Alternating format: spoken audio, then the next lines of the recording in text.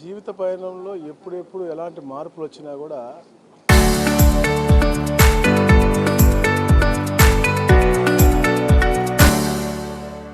అప్పుడు కొంచెం అనిశ్చితి అనేది ప్రతి రంగంలో కూడా ఉంటుంది. ఇప్పుడు చేంజ్ మేనేజ్మెంట్ అప్పుడు ఎవరికన్నా కూడా ఇబ్బంది పడతారు. మనం ఫ్లైఓవర్ కడతా ఉంటే కట్టే క్రమంలో చాలా ఇబ్బంది. మనం రోడ్డు దాటి వెళ్ళాలన్నా లేదా మోటార్ సైకిల్ వెళ్ళాలన్నా కూడా గుంటలు మయంగా ఉంటుంది. కానీ ఒక్కసారి ఫ్లైఓవర్ అయిపోయిన తర్వాత మన జీవిత పయనం చాలా బాగుంటుంది. అట్లాంటి మార్పులు జీవితంలో ఎన్నో సమస్యలు సరళీకృతం చేసుకుంటూ మనం ఈ 2 సంవత్సరాల నుంచి మనం చేస్తూ ఉన్నాం. 22A మీరు చూసుకోండి, దాని మీద కూడా నేను సాయంత్రం కూడా నేను ప్రెస్ రిలీజ్ చేస్తే ఎలా సరళీకృతం చేస్తూ ఉన్నాం, ఎలా మంచి చేయాలని. అలాగే గతంలో ఉన్నటువంటి తొందరపాటు సర్వే అవ్వచ్చు, దాన్ని మేము ఎంత బ్రహ్మాండంగా పగడబందీగా చేస్తూ ఉన్నాం. అలాగే ఏ అయితే రిజిస్ట్రేషన్ సేవా కేంద్రాలు పెట్టాలనుకున్నారు, ఇది ఎప్పటి నుంచో కూడా ఇక్కడ కాదు, దేశంలో పలు ప్రాంతాల్లో ఉన్నాయి, విదేశాల్లో కూడా జరుగుతూ ఉన్నాయి. ఇక్కడ కూడా ఎవరు పొట్ట కొట్టే విధంగా ఉండదు. ప్లస్ ఎవరికి కూడా వాళ్ళ ప్రొఫెషన్ లాస్ అయ్యే విధంగా ఎట్టి పరిస్థితుల్లో కూడా ఉండదు. ఎందుకంటే ఇది ఒక ప్రాసెస్. ఇది ఎక్కడైతే డూప్లికేషన్ ఉండకూడదో, ఫ్రాడ్ ఉండకూడదో, అలాంటి అన్నిటికి కూడా అంటే ప్రాపర్గా వాళ్ళు అధ్యయనం చేసి ఇది పర్ఫెక్ట్ రిజిస్ట్రేషన్ లాగా ఇచ్చే విధంగా వాళ్ళు ఒక ప్రక్రియ అనమాట. ఇలా అయితే మనకు పాస్పోర్ట్లు మనం చూస్తూ ఉన్నాం. అక్కడ ఉన్నప్పుడు బయట ఉన్నటువంటి పాస్పోర్ట్ బయట ఉన్నటువంటి వాళ్ళు ఎవరైతే ఏజెంట్స్ ఉంటారో వాళ్ళు ఎవరు ఉద్యోగం ఏమి పోలేదే, వాళ్ళ ప్రొఫెషన్ నడుస్తూ ఉంది కదా. బట్ స్లాట్ అయిన తర్వాత వాళ్ళ గైడెన్స్ వాళ్ళకి తీసుకుంటారు. ఈ డాక్యుమెంటేషన్ పర్ఫెక్ట్గా ఉందా లేదా అని చూసిన తర్వాత సంతకం పెట్టేది అక్కడెవరు, రీజనల్ పాస్పోర్ట్ ఆఫీసరే.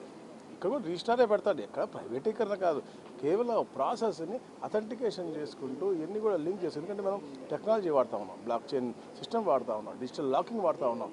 ఏదైతే ఎవరైతే అమ్మకందారులు ఉన్నారో వాళ్ళకి తెలియకుండా ఒక్క సెంట్ కాదు, ఒక్క ముక్క కూడా పోయే విధంగా ఉండకుండా డిజిటల్ లాకింగ్ పెడతాం. అతనే ఓపెన్ చేసుకోవచ్చు, అతనే క్లోజ్ చేసుకోవచ్చు. అట్లాంటి వివిధ సంస్కరణ తీసుకొస్తున్న భాగంలో ఇదొక భాగం.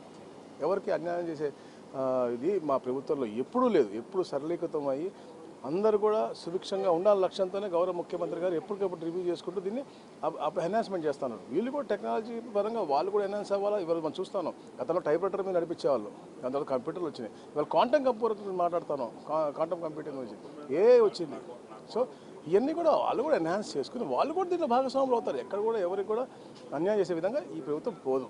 అంటే రైటర్స్కి ఉపాధి కోల్పోయే విధంగా ఉంటుందని చెప్పి రాజకీయంగా కూడా అసలు ఇప్పుడు రాజకీయంగా మాట్లాడే అర్హత ఈ గొడ్డల పార్టీకి అసలు లేదు. ఎందుకంటే మీరు చూస్తే నేను మీకు సాయంత్రం కూడా విత్ డాక్యుమెంటరీ కూడా చూపిస్తాను.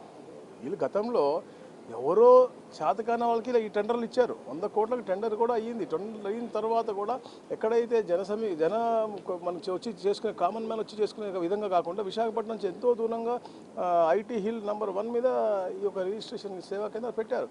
వాళ్ళకి కావాల్సిన మనుషులకి వాళ్ళు టెండర్ ఇచ్చారు. మేము అట్లా ఉండదు, చాలా పారదర్శకంగా జిల్లాకి ఒకటి పైలట్ బేసిస్ కింద, అది కూడా కేవలం ఒకటి 294 మొత్తం కూడా మేము చేయట్లేదు. ఒక్కటి జిల్లా కంటే 26 ప్రస్తుతానికి, అది కూడా కామన్ మ్యాన్ దగ్గర ఫీడ్బ్యాక్ తీసుకుని అక్కడ ఎలా ఇబ్బంది లేకుండా, అలాగే వీళ్ళ ప్రొఫెషన్ కూడా ఇబ్బంది ఏమి రాదు. వీళ్ళ గైడెన్స్లోనే ఇవన్నీ కూడా జరుగుతూ ఉంటాయి. వాళ్ళు చేసే పని వాళ్ళు చేస్తారు.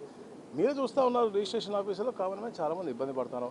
ఫెసిలిటీస్ లేవు, ఇబ్బందులు ఉన్నాయి, రెంటెడ్ దీంట్లో ఉన్నాయి, రెంట్లు కట్టట్లేదు, నుంచుంటానికి ప్లేస్ లేదు, కూర్చోడానికి బెంచీల్లో కొన్ని ఇబ్బందులు మీరే రాస్తూ ఉన్నారు, మీరే చూస్తూ ఉన్నారు. ఇవన్నీ కూడా ఒక అవకాశం కల్పించాలండి. నేను నిన్న కూడా చెప్పాను, రాజమండ్రి దగ్గర ఒక మహిళా సబ్ రిజిస్ట్రార్ బ్రహ్మాండంగా వాతావరణం క్రియేట్ చేసింది. ఒక లైబ్రరీ పెట్టారు, ఒక క్యారమ్ బోర్డు ఇది పెట్టారు. అంటే వచ్చిన వాళ్ళు కూర్చొని ఒక మంచి వాతావరణం క్రియేట్ చేయడం కోసం ఆవిడ పెట్టారు. అవి నేను ఫోన్ చేసి అభినందించారు, పేపర్లో వస్తే. సో అట్లాంటి మంచి వాతావరణం క్రియేట్ చేసి ఆహ్లాదకరమైన వాతావరణం ఆ స్టార్ట్ ఉన్నటువంటి సమయంలో ఎక్కడ కూడా మిస్టేక్ జరగకుండా పారదర్శకంగా నాట్ కూడా సింగిల్ మిస్టేక్ జరగకుండా చేయాలని తపంతోనే ఈ పని చేస్తాను. డెఫినెట్గా వచ్చారు, నాతో కలిశారు, మాట్లాడారు. వాళ్ళు కూడా దీన్ని స్వాగతించారు యాక్చువల్గా మొన్న. దాని తర్వాత మళ్ళీ ఎక్కడో ఏదో ఏ పార్టీయో లేకపోతే ఎవరో ఉంటారు కదా స్వార్థపరులు, ఎవరైతే రాజకీయం చెయ్యాలి దీని మీద బురద జల్లాలని ఆలోచన చేస్తారో అలాంటి వాళ్ళు ఎక్కడో ప్రలో పెట్టుంటారు. ఎక్కడ కూడా డాక్యుమెంట్ రైటర్స్కి ఇబ్బంది పడే విధంగా కాకుండా కేవలం ప్రజాహితం కోరి వాళ్ళకి ఎక్కడ కూడా ఇబ్బంది కలగకుండా ఈ ప్రక్రియ అనేది మేము చేస్తాం. Thank you.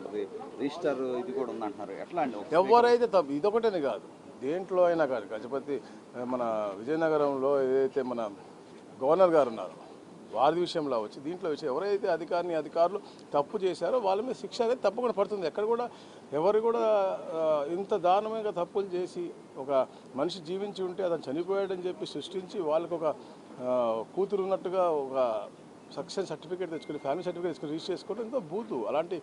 ఇలాంటి ఇంకా ఈ సమాజంలో ఉన్నాయనేది ఆలోచన. అందుకే చెప్తాను, ఇలాంటి జరగకుండా ఉండటం కోసం ఇలాంటి మనం ట్రాన్స్ఫర్మేషన్ చేయాల్సిన అవసరం ఉంది. టెక్నాలజీ పరంగా అన్ని విధాలా కూడా అథెంటికేషన్ చేసుకోవాలి. కాబట్టి ఇలాంటి జరుగుతూ ఉన్నాయి. గతంలో జరగకూడదు.